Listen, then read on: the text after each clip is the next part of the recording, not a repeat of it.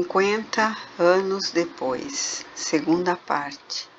Capítulo 3, Estrada de Amargura, parte C. Criando novo alento ao influxo das energias poderosas que fluíam do invisível para seu espírito, a filha de Ovídio perguntou: Ides afonde, cavalheiros? Ao ouvir-lhe a voz, alguém que parecia o chefe dos dois outros exclamou com voz aterrada: Urbano, Lucrécio, acendam as lanternas. Célia reconheceu aquela voz dentro da noite com uma nota de terrível espanto. Tratava-se de Caio Fabrícios, que regressava de Roma, deixando a esposa em companhia dos pais, compelido por suas obrigações imperiosas em Capua, depois do suposto funeral de Célia, conforme as combinações da família. Reconhecendo-o pela voz, a jovem cristã experimentou os mais angustiosos receios, entremeados de esperanças. Quem sabe a situação poderia modificar-se em face daquele encontro imprevisto? Antes que suas cogitações tomassem longo curso, 2 lanternas brilharam no ambiente. O esposo de Ovídia contemplou-a aterrado. A visão de Célia, sozinha e abandonada, sustendo nos braços a criança que ele supunha seu filho, comoveu-lhe o coração. Todavia, compreendendo a gravidade dos acontecimentos de Roma, de conformidade com as informações dolorosas do sogro, tratou de disfarçar a emoção, imprimindo no rosto a mais fria indiferença. Caio, implorou a jovem com uma inflexão de voz intraduzível, enquanto a luz lhe banhava o semblante abatido. Conheceis-me? Perguntou o orgulhoso Patrício. Porventura me desconheces tu? Quem sois? Pois será preciso abrir-te os olhos? Não vos reconheço. Estarei acaso com a fisionomia transformada a tal ponto? Não te recordas da irmã de tua mulher? Perguntou o súplice. Minha esposa, concluiu o viajante, enquanto os 2 servos o contemplavam altamente surpreendidos. Possuía apenas uma irmã, que morreu há 18 dias. Estais evidentemente equivocada, porquanto ainda agora venho de Roma, onde assisti ao seu funeral. Aquelas palavras foram pronunciadas com frieza indefinível. A filha de Ovídio, Lúcius, fixou nele os olhos mareados de lágrimas e o semblante transfigurado de infinita amargura. Compreendeu que era inútil afagar qualquer esperança de voltar ao seio da família. Para todos os efeitos estava morta e para sempre. Figurou-se-lhe acordar mais intensamente para sua realidade dolorosa, mas, sentindo que alguém lhe amparava o espírito, em tão angustioso transe exclamou: Compreendo. O esposo de Ovídia, contudo, aparentando máxima frieza, de modo a não trair seus sentimentos diante dos servos, replicou: Senhora, se vos valeis desse expediente para obter o dinheiro preciso às vossas necessidades, eu vo-lo dou de bom grado. Mas, quando o orgulhoso romano revolvia a bolsa para cumprir esse desígnio, ela lhe respondeu com nobreza e dignidade: Caio, segue em paz o teu caminho. Guarda o teu dinheiro, pois uma bênção de Jesus vale mais que 1.000.000 de sestércios. Extremamente confundido, o marido de Ovídia recolheu a bolsa, dirigindo-se contrariado aos servidores nesses termos: Apaguem as lanternas e prossigamos a viagem. E observando a consternação de ambos os escravos, eminentemente impressionados com aquela cena, acrescentou com altaneria: Que esperam mais para cumprir minhas ordens? Não nos impressionemos com os incidentes do caminho. Nunca passei pelas estradas de Anxur sem encontrar uma louca como esta. Como se fossem repentinamente despertados por ordens mais severas, Urbano e Lucrécia obedeceram às exigências do Senhor, apagando as luzes que bruxeleavam na escuridão da noite. E daí a instante, os 3 cavaleiros recomeçavam a marcha, como se coisa alguma houvesse acontecido.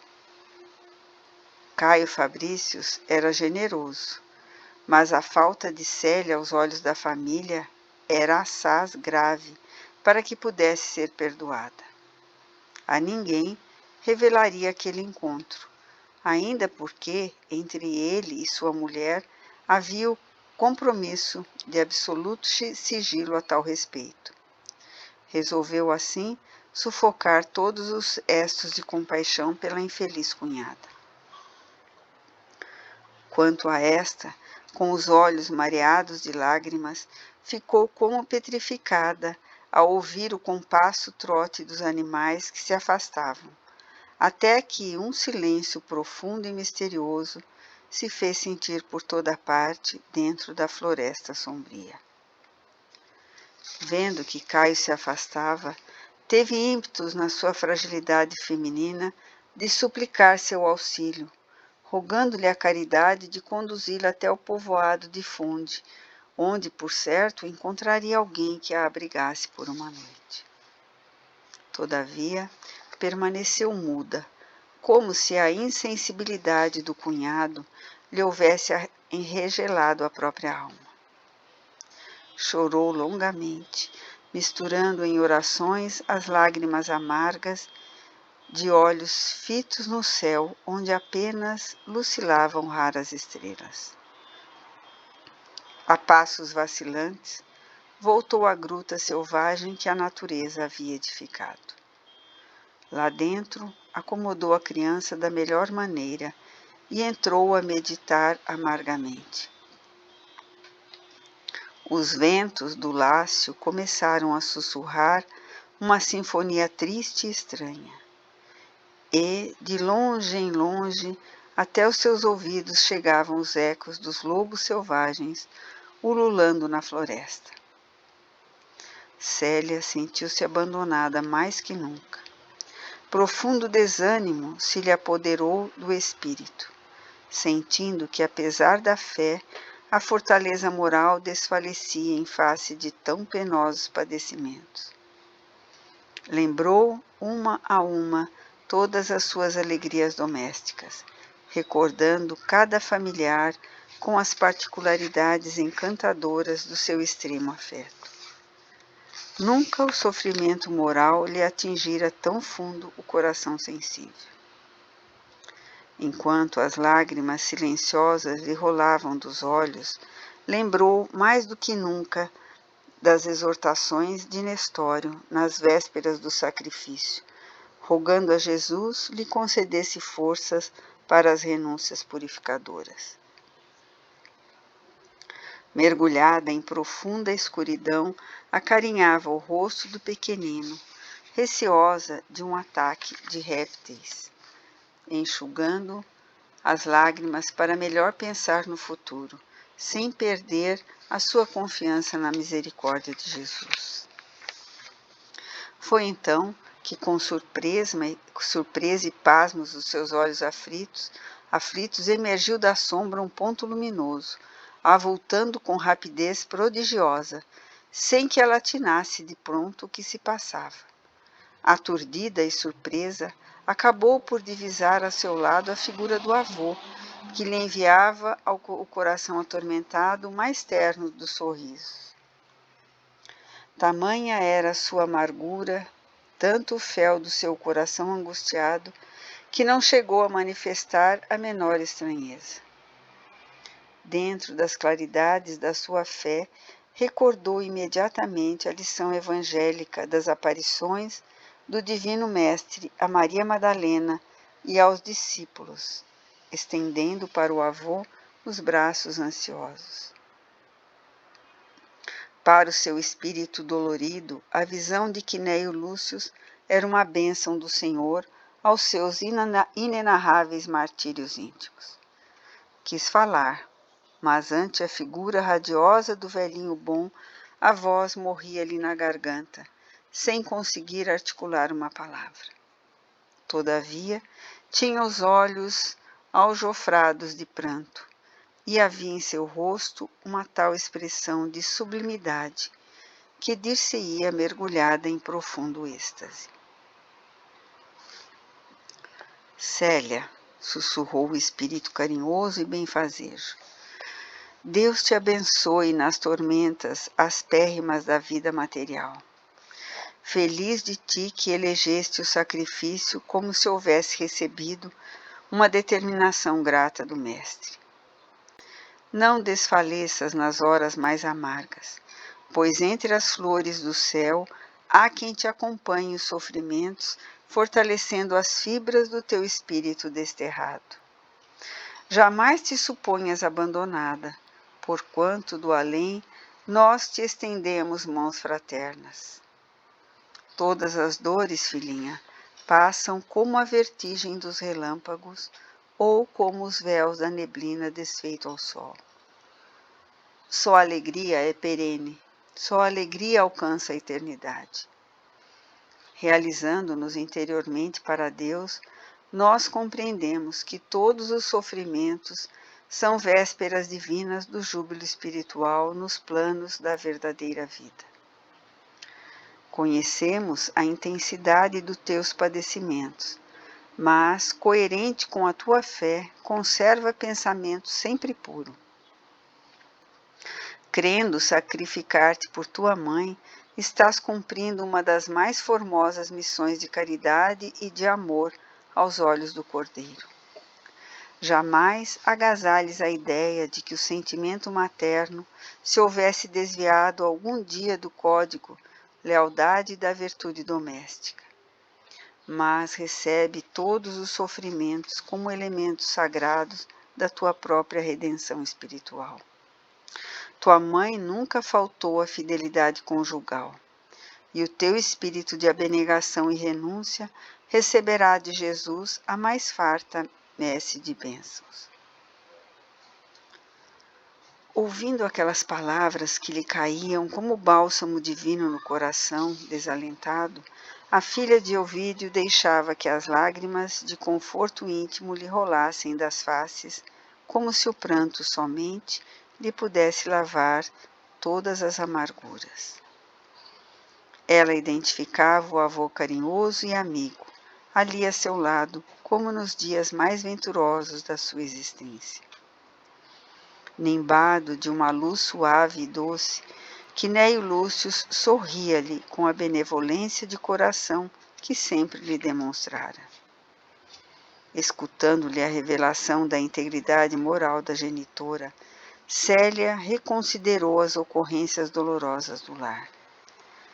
Bastou que esboçasse tais pensamentos, sem exprimi-los verbalmente, para que a respeitável entidade espiritual a esclarecesse nesses termos.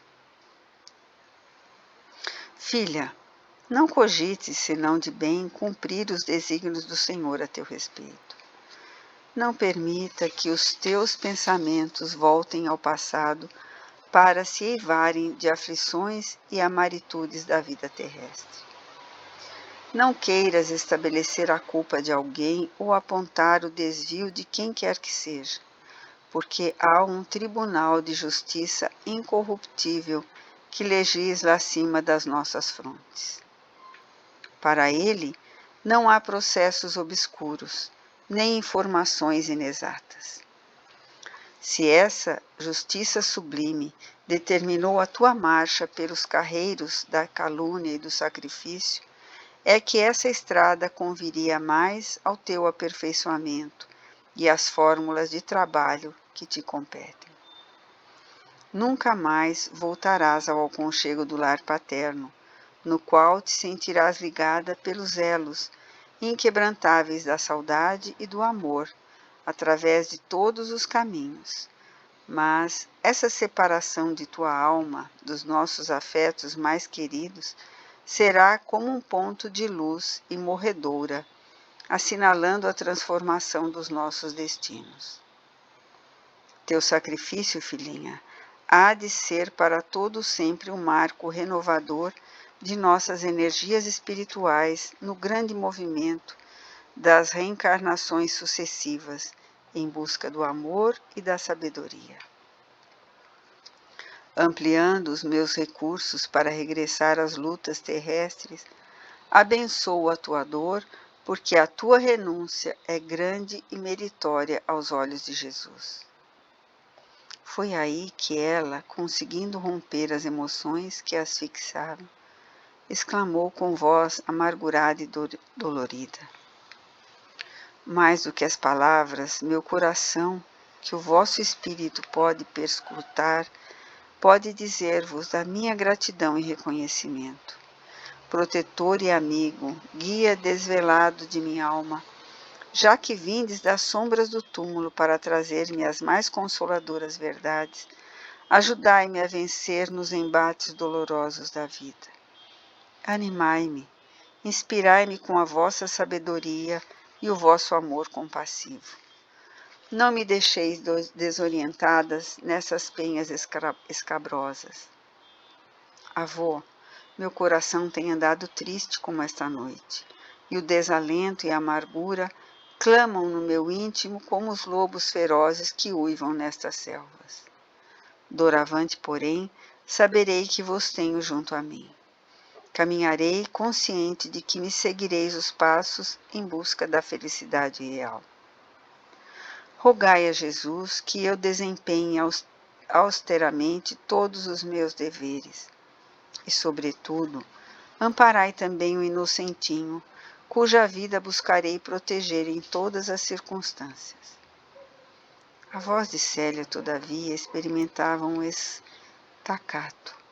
Ouvindo-lhe as súplicas com a mesma expressão de serenidade e de carinho no olhar, Quinéio Lúcius avançou vagarosamente até o leito improvisado do pequenino, iluminando-lhe o rostinho alvo com um gesto da sua destra radiosa, e exclamou num sorriso: Eis, filhinha, disse apontando a criancinha, que Ciro cumpriu a promessa, regressando prestes ao mundo para estar mais perto do teu coração, sob as bênçãos do Cordeiro. Como não o revelaste antes? Monologou a jovem intimamente possuída de sublime alvoroço. É que Deus, exclamou a entidade generosa, adivinhando-lhe os pensamentos, quer que todos espiritualizemos o amor, buscando-lhe as expressões mais puras e mais sublimes, recebendo um enjeitadinho como teu irmão, sem te deixares conduzir por qualquer disposição particular, soubeste santificar ainda mais a tua afeição por Ciro, no laço indissolúvel das almas gêmeas, a caminho das mais lúcidas conquistas espirituais na redenção suprema. Sim, falou a jovem Patrícia dentro do seu júbilo espiritual.